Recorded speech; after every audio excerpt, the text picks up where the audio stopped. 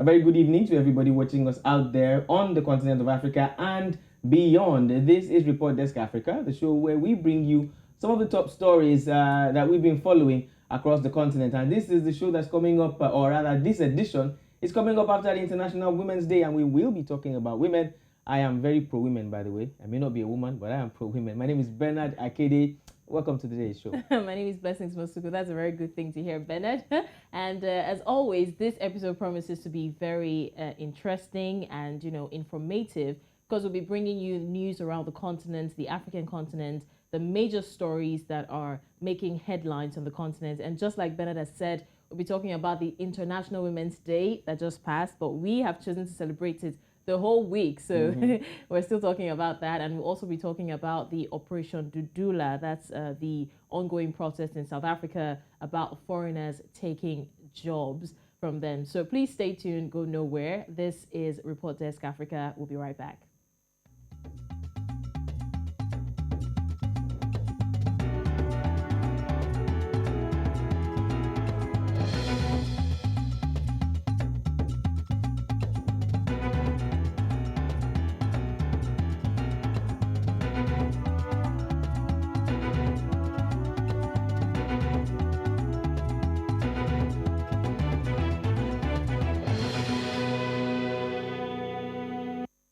Thank you for staying with us. This is still Report Desk Africa. Now, we open today's show in South Africa, where violence has indeed broken out again, because we have taken, I would say, the first part of this particular story. Violence has indeed broken out again when residents of the city of Alexandria, under the banner of the Doula movement, attacked migrant shop owners, accusing them of taking job opportunities meant for South Africans. Now, organizers of the Doula movement, however, said that they were not targeting black foreigners only, but those who were white as well and undocumented, underline that. They said undocumented foreigners. Now, we'll take a part of this story to further explain what we are talking about, and then we come back and dig into this matter. Do stay with us. The mandate and the vision was to get the township economy back to Abantwana Base Alexander. This thing has been growing for years and years and years, but now this thing is too much in our country, where you find foreign nationals are dominating us. In Alexander now we've got 50% foreign nationals, 50% South Africans. Met me on my head, and in that I've got a big cut on my head, which I got stitched for. But I was unarmed, so I feel like it's injustice. Seriously, it's very big injustice, because you cannot attack people in their own land unarmed, but saying please go and get the correct paperwork and enter the country with your correct paperwork. Safe. Remember, there was also a call for the shutdown. Once again, as I said, we were in large numbers. Our members were everywhere. And yes, our community did not heed the call, and we are thankful to them to support lawfulness, law and order, not support lawlessness. And for that, we are thankful to our community. We want to thank them. So this morning so far, we had only 1 or 2 burning of tires, isolated incidents. By and large, compared to yesterday, it's day and night. It's very, very quiet today. The community is not supporting this call of stay away. The community wants to continue with their life. The community doesn't want to support lawlessness. They want to support law and order.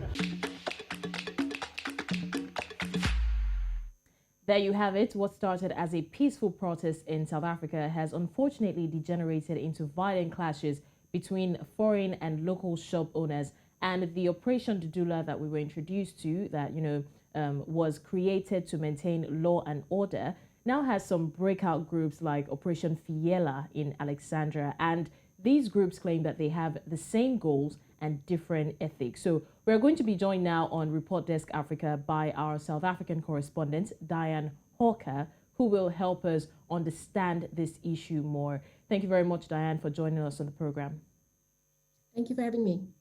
All right, Dianne. Now, first of all, the question on everyone's lips is it rightful that South Africans are asking they be prioritized over foreigners when it comes to, giving them jobs? Because it's like that's what is seemingly happening now. South Africans they want to be prioritized as citizens of the country, so they feel or they want to deserve jobs better than a foreigner. So is this the rightful thing?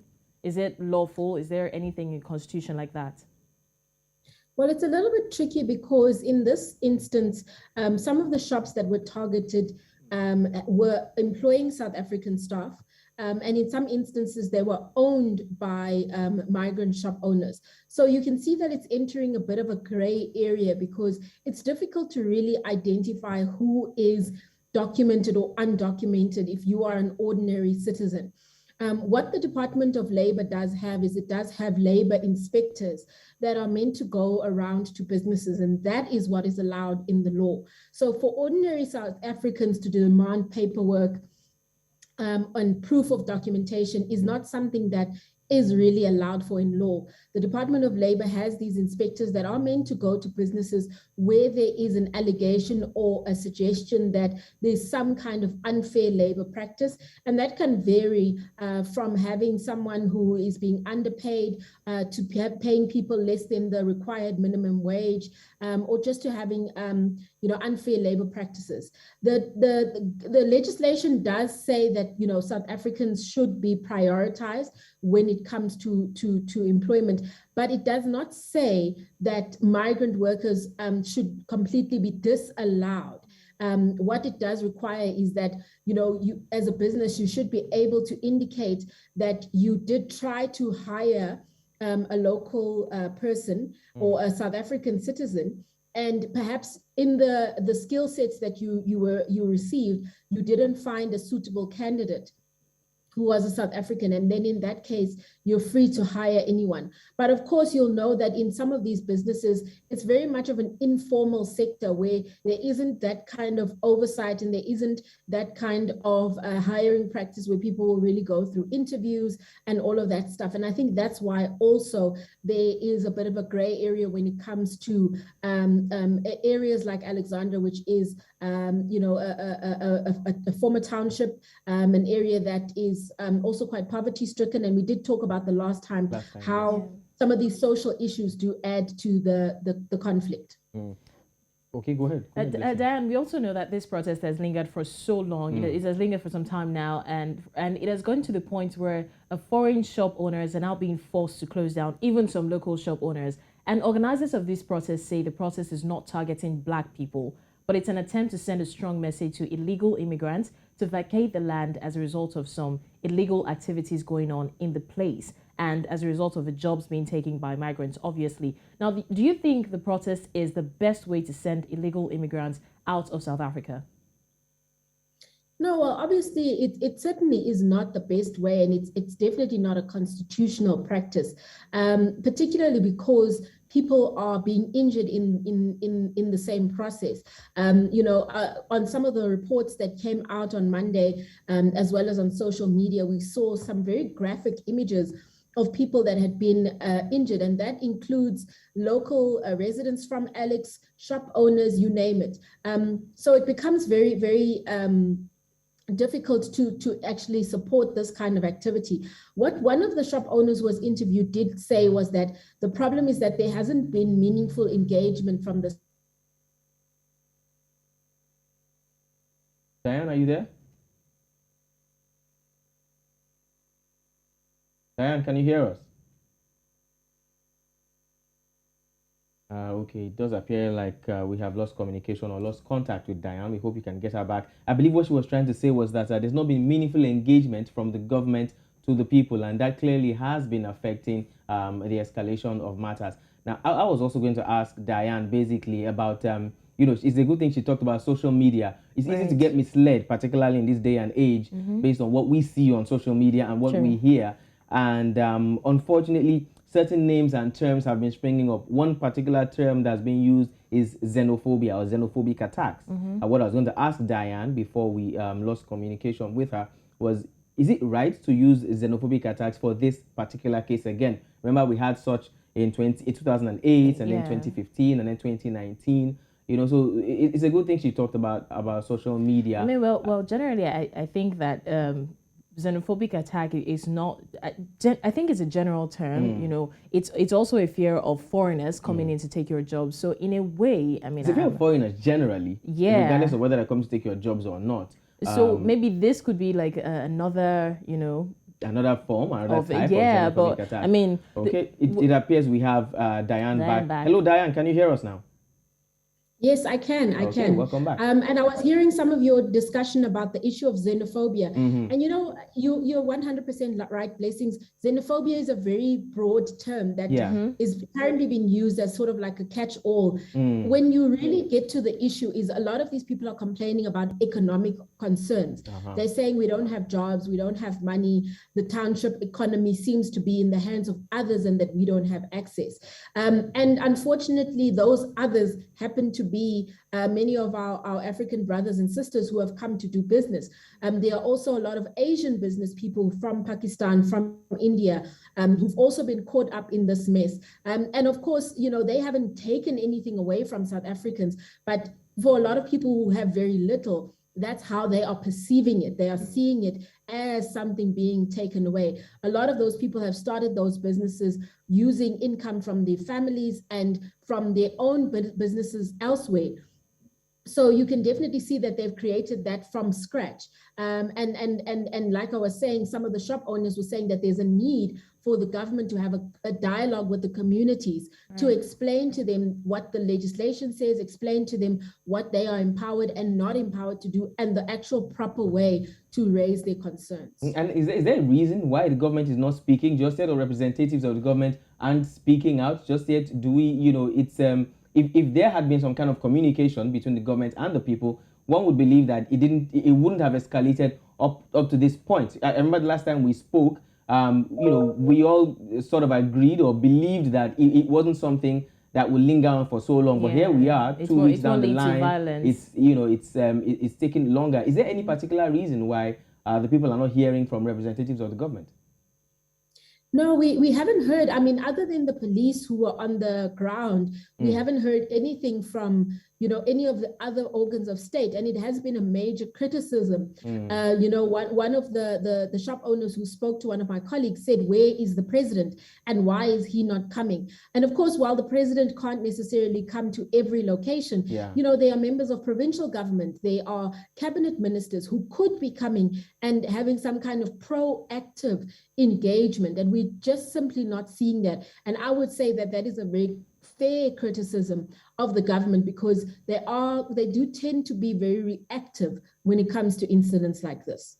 Right. Dianne, let's talk about Operation Doula. Now, we know that the movement was started, you know, to maintain law and order. But the question is, did it start during the whole protest? And is it a vigilante organization?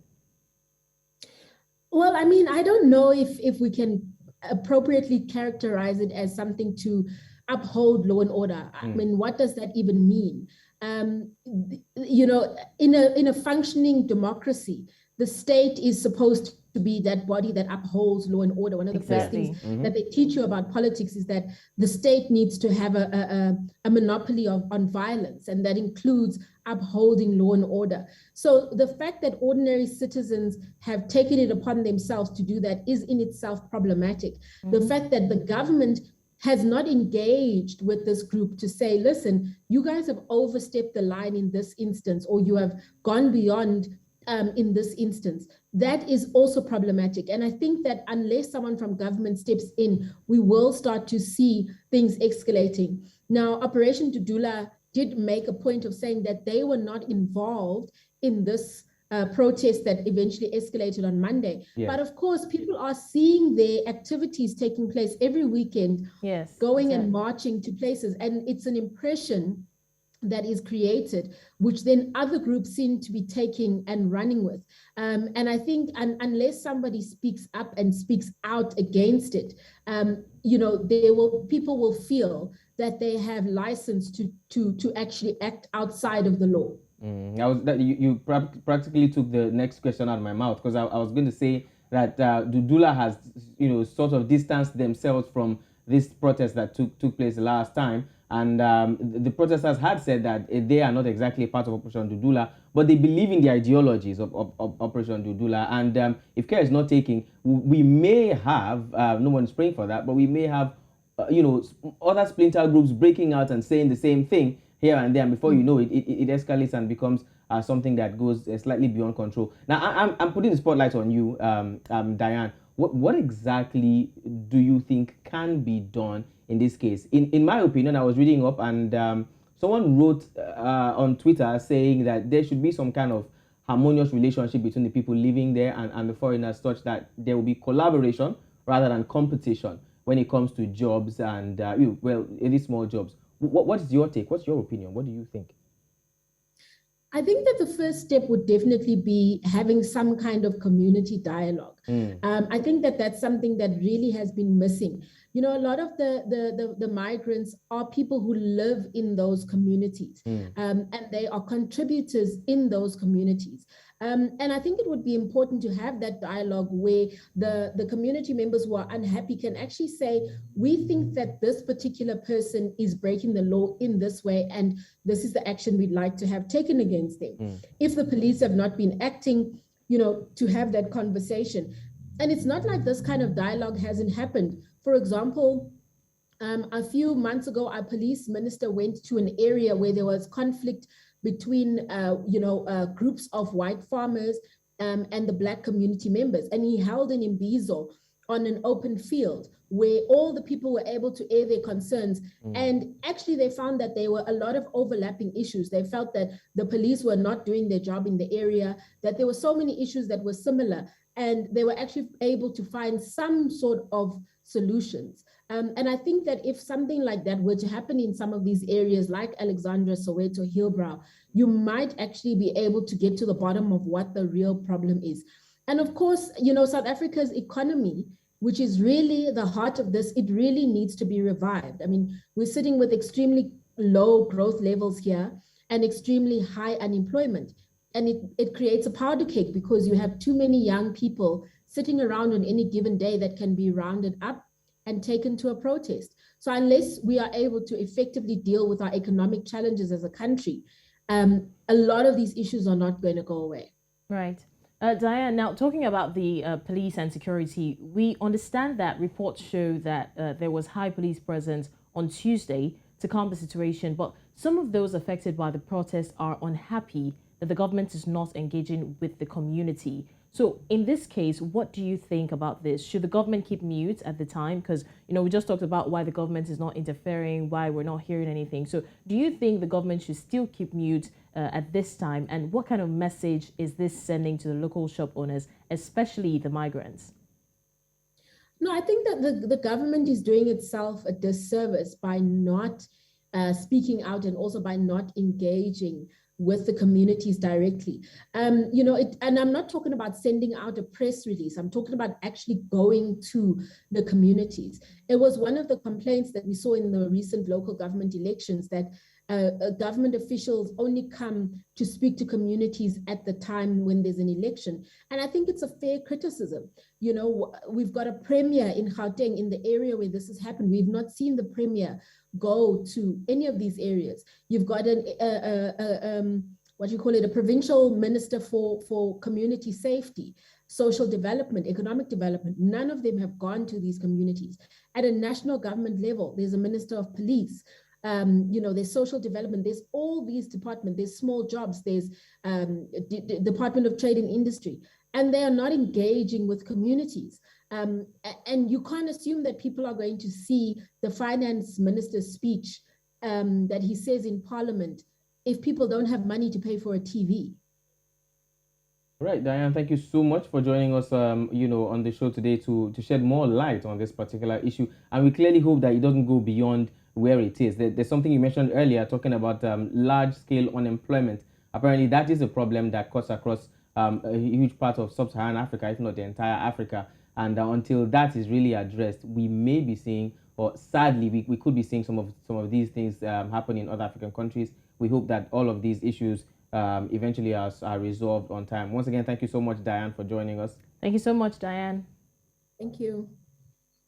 Now, Bernard, from the way I see it here, the grass in South Africa metaphorically is dry. And you know what happens when there is a spark of light in South Africa. Now, a week or two ago, we're talking about it just being a peaceful protest. And now it has escalated into violent clashes. And there are so many breakout groups claiming to have the same ideologies. Yes. And so it's just a little spark. That's the same thing we're talking about when we mentioned the coup and how it's motivating other countries. Other countries, yeah, exactly. Yeah, so Doula is saying they have nothing to do with this, but just like she said, people are watching and they're getting their motivation from that, and then it gets worse every time there's a breakout group because everybody wants to do something different with the same motive. And the same motive. There's no leadership. There's no organization. There's no coordination.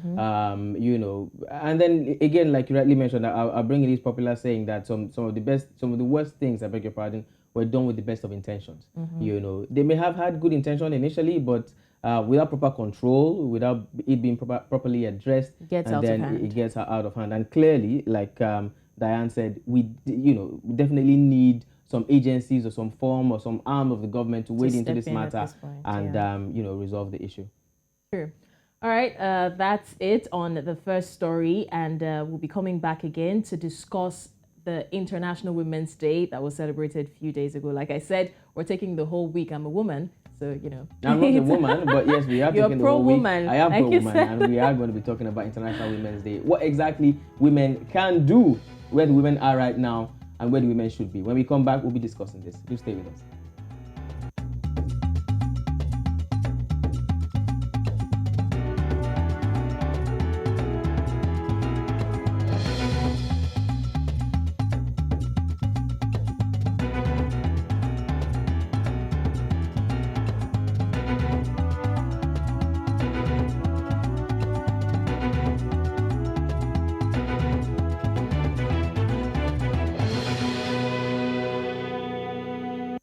It's the Report Desk Africa, and let me just start by saying happy International Women's Day to every woman out there, including myself.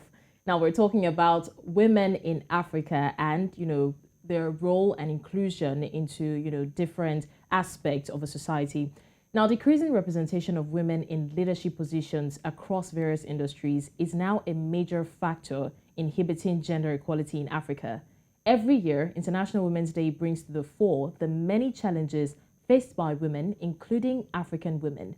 However, examining the opportunities as well as the constraints to empower women and girls is essential for sustainable development and greater gender equality. Now, we know that for sure there are certain biases that need to be broken in our society. There's so many beliefs that women are weaker vessels, women do not need money, women are not, you know, suitable for high positions. These are biases that need to be broken, and these are things that we will be talking about here today. Let's take a look at this report and we'll be right back.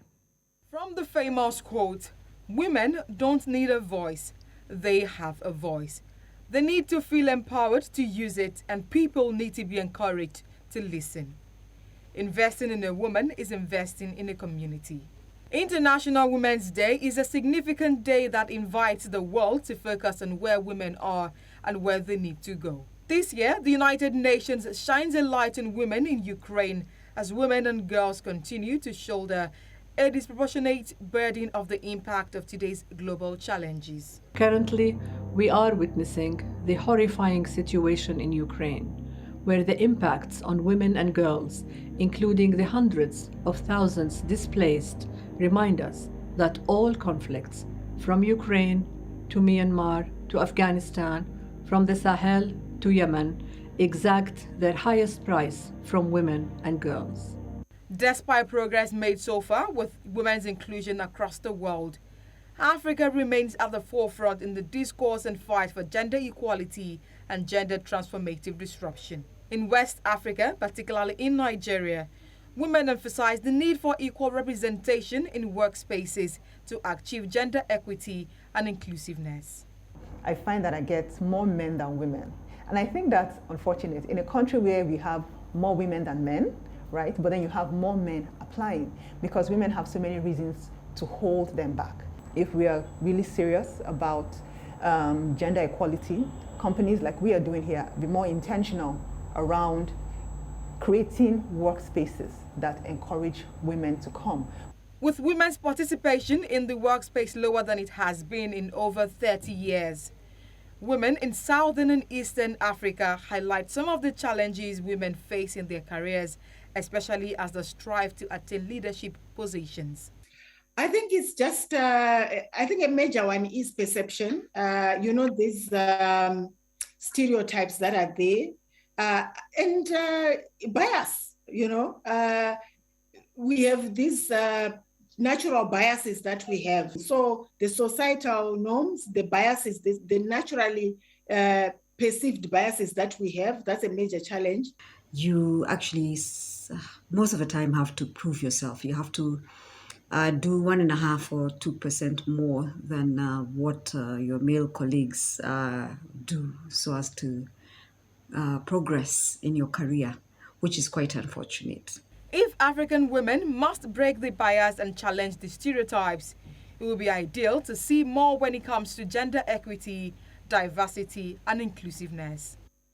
Omolola Ololade reporting for News Central.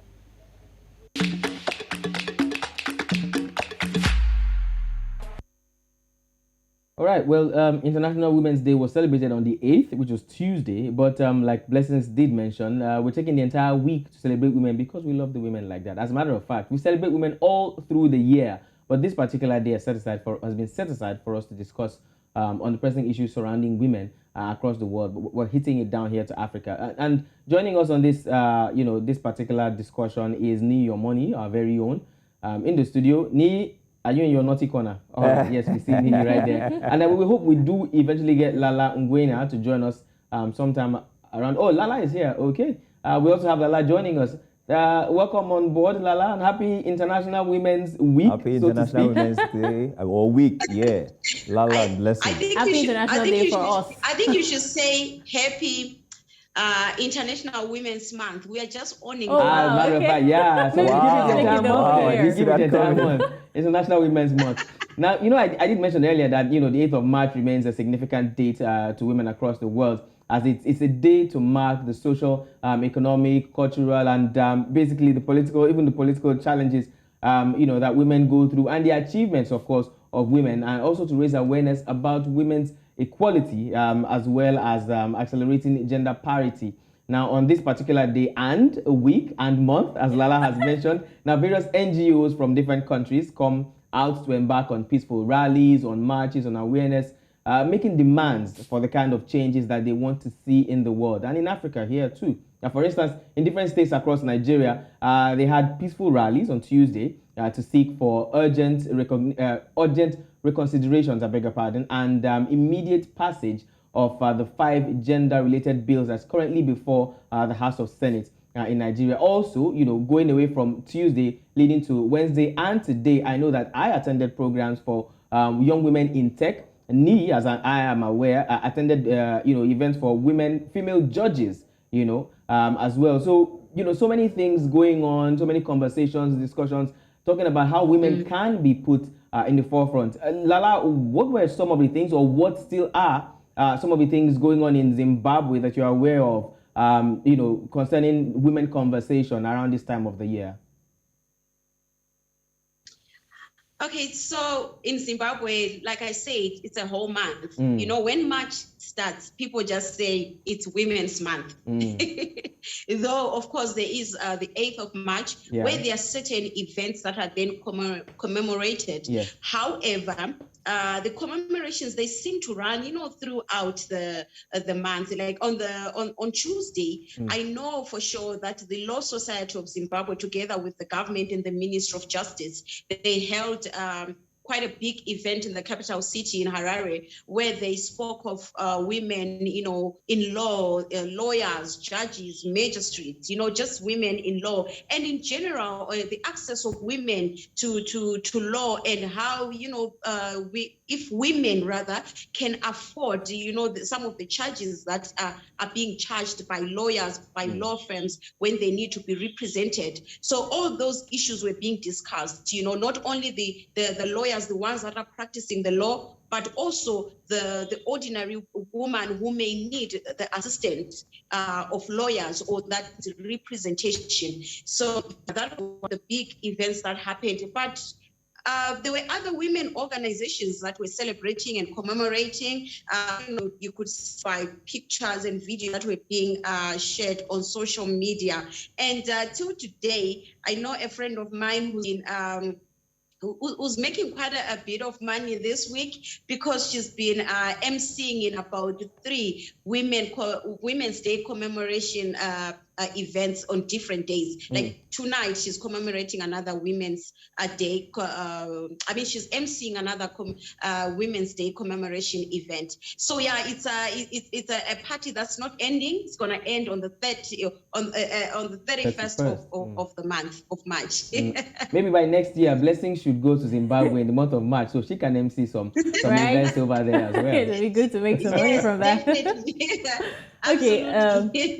All right, so here's the thing. I would first of all like to acknowledge the fact that compared to some years back, women are now being, women all over the world are now being, elected into some political positions. Talk about the president of Tanzania, Samia Suluhu Hassan, who is actually doing amazing. She took up the COVID-19 case after months of inactiveness. And then, she's also working towards freedom of expression. Look at the Chancellor of Germany, Angela Merkel, who became a Time magazine's Person of the Year in 2015 for the way she handled a refugee crisis. So we see that women are not just being put in these positions, they're actually coming out with their own creative side, their own innovative ideas and making things better. Now, although Africa is leading in gender equality in private sector with a tremendous increase in number of women on corporate boards worldwide, but the thing is, why has there been slow progress in the inclusion of women, especially in political decision-making? Now, we've seen that bills have been passed in the House of Representatives countless times. But then when it comes to, women inclusion, we always have to go back to the drawing board, come back, revisit it, know how to present it. Those are sensitive issues. Why is that a different case from, passing a general bill, passing different kinds of bills? But when it comes to, women inclusion, it's always a very dicey issue. So why are women still taking the back seat when it comes to attaining leadership positions in politics? Niyi? There used to be this analogy a friend used to give. He said, if we have 2 presidents that are female, they wouldn't go to war. They will probably just be keeping malice if they have issues. If they have issues amongst each other. And you see, it's dips down to cultural norms and some of the belief system we already have in place in most of these African countries, and that is the truth. Now, I will take up Lallah when she said, our friend has been making a lot of money emceeing, but one way that could have worked to push women out there and have an inclusive part for them is making men do more of the talking and drawing them in. Like Lallah said, a man should be the one doing some of those MCs to speak up. It's almost like a society that has been empowered for men alone, a gender-specific empowered society, almost like, okay, anything that has to happen, the men have to be the one to take the decisions, the men have to be the one to make the rules, the men have to be the one to lead. Fortunately, women are more powerful in these particular strengths. The way they carry their dedication. I was at the international today, the National Association of Women Judges in Nigeria came together, and the president was saying something. She mentioned that through her 42 years of work, she has been able to take a survey and seen that women are more dedicated to their work even than men. Although men take pride in their work, but the truth is there's so much commitment from women. And until men or the society start understanding the roles of these women, because naturally men feel that women are more economically active when it has to do with family, building up a family, farming, agriculture, entrepreneur. You hardly see a man just open up a mall and say he wants to start doing that business, except if he's some kind of making a very big money from it. They believe it's a woman thing, and they believe politics is not a woman thing. But as time goes on, if we tend to pick these examples of women who have made who has hit tremendous milestone in politics, in what they've handled, and we've been able to see that they can deliver, then there will always be a chance for women, even in politics, to get the seat and to make decisions and to put sentiments aside. Now, the bypass would be, they're emotional beings, they always let it get to their hearts, they always let it get to their... But the truth is, even men are logical beings. Sometimes they're thinking more of a particular way to get something done than actually having... Everybody has his own sentiments. But if they are qualified for the job, if they have the merit to sit in that position, then they should get it. Trust me, I've seen sentimental men too, but let's not go into that conversation now. Now, I think I'm going to take it more personal. And Lallah, I'll come to you, and Blessings as well. As journalists, I know some of the challenges I face as a man in the industry. Now, we're going away from politics. We've talked about women in politics for so long.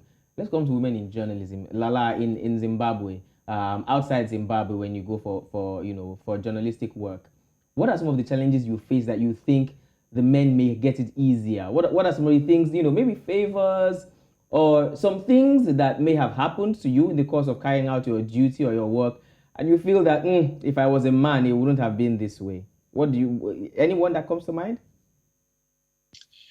Okay, it's very interesting that you brought up the issue of the media, because I thought, we were going to talk about it maybe way later, because we cannot talk about empowering women and we talk about other fields and other industries and leave out women in media and leave out journalists journalists, female journalists, because female journalists are one of the most vulnerable groups and one of the groups that have been left out, in inclusion and in growth in media.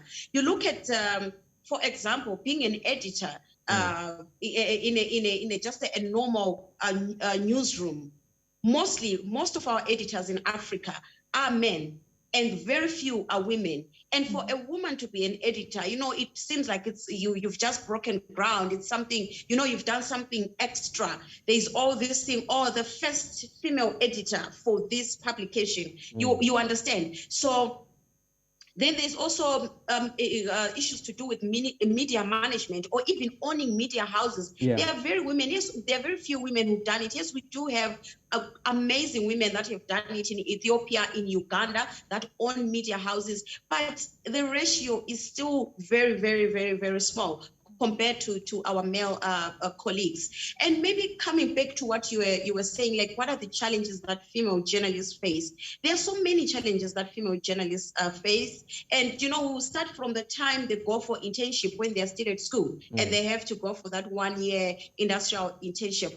Some of them, the moment they step into the newsroom, it's like they are hawks, just waiting to pounce on this young girls that have just come from college. I'm sorry if I have a smile on my face. I know what you're talking about, but go ahead. Sexual harassment in the newsroom is very rampant in Africa. In Zimbabwe, is there.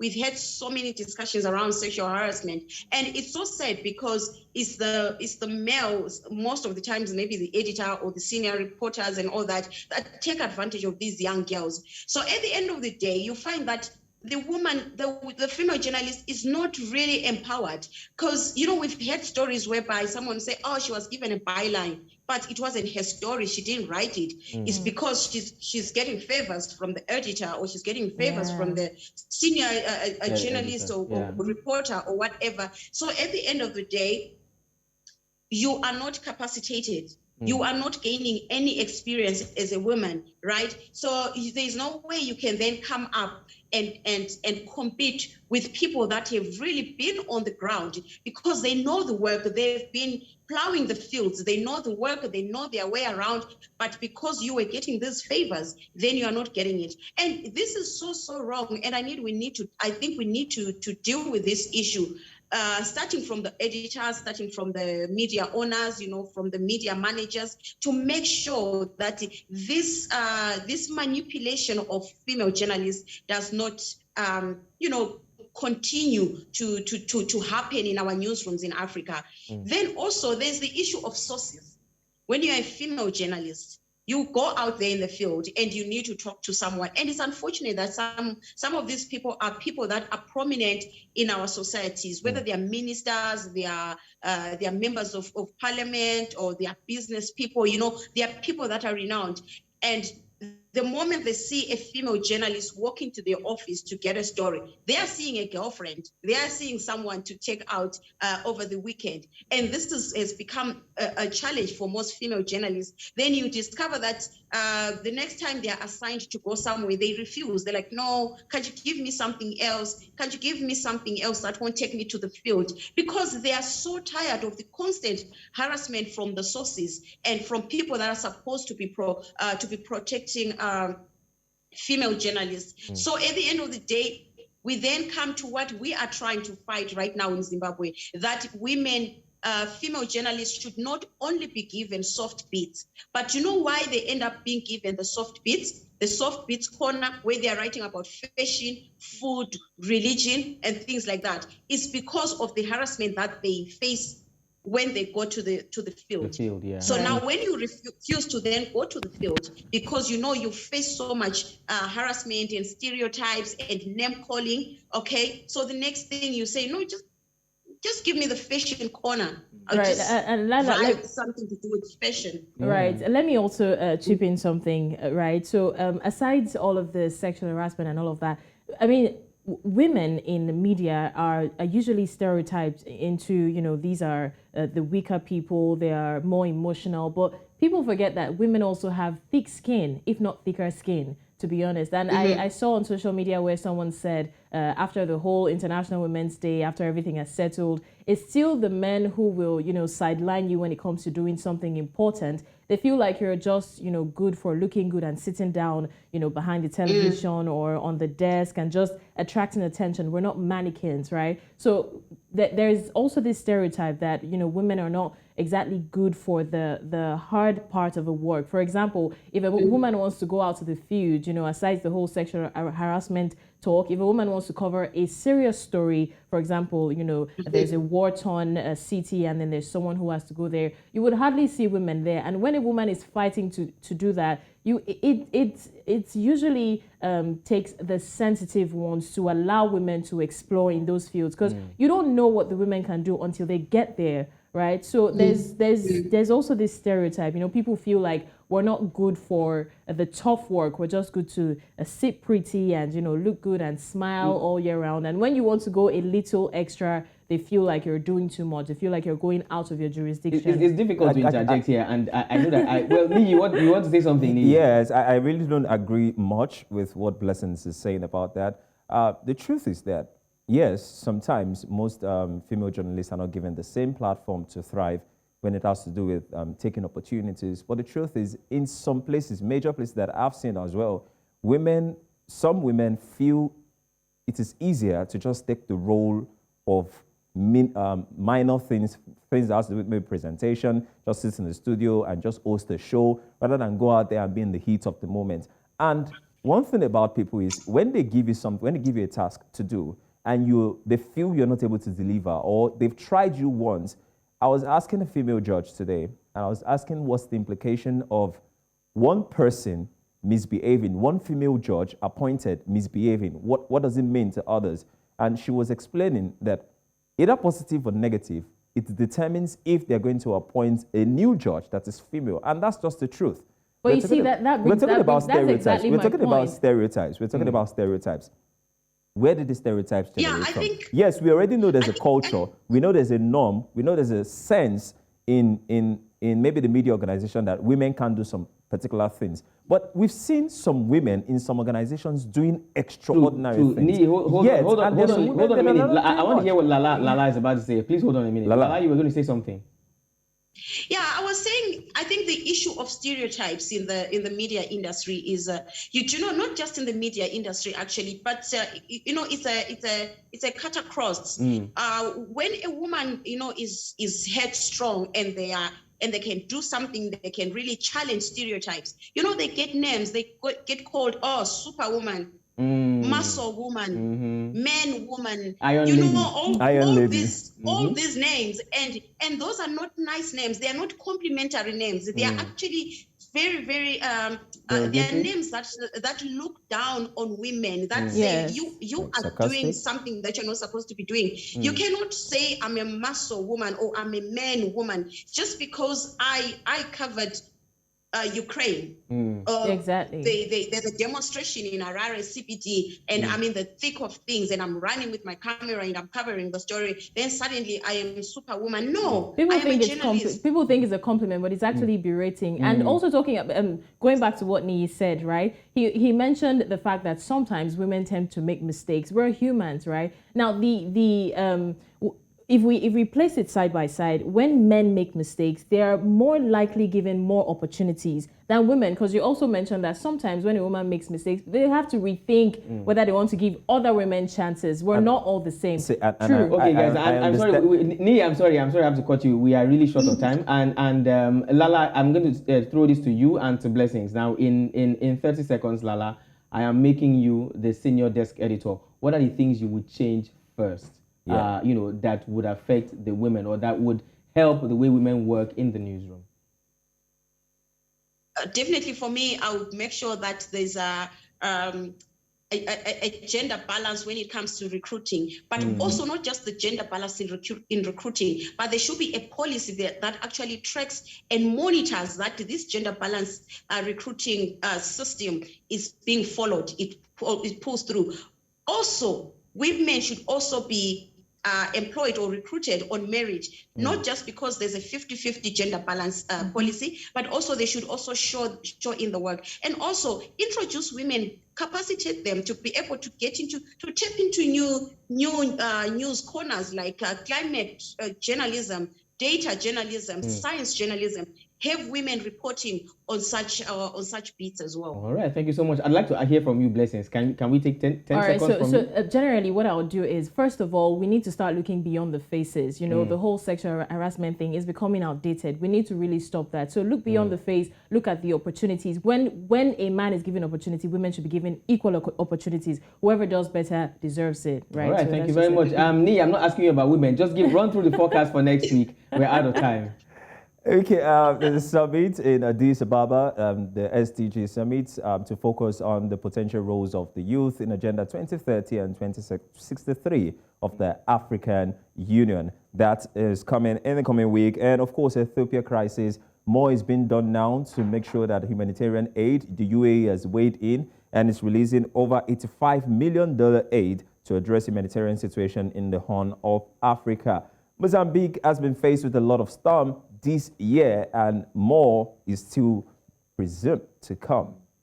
Okay, that's it. I would really like to thank you, Lallah, for shedding so much light on what's happening in the newsroom. We cannot, like you said, talk about women out there and the challenges that they face on International Women's Month and not talk about the women in our own homes. We know that there's more to the women than just the kitchen, the living room, and the other room. Family. And on that note, ladies and gentlemen, I'd like to end the show today. Thank you so much for joining us. Also, thank you, Dianne Hawker. I wish we could also have had her in this particular conversation.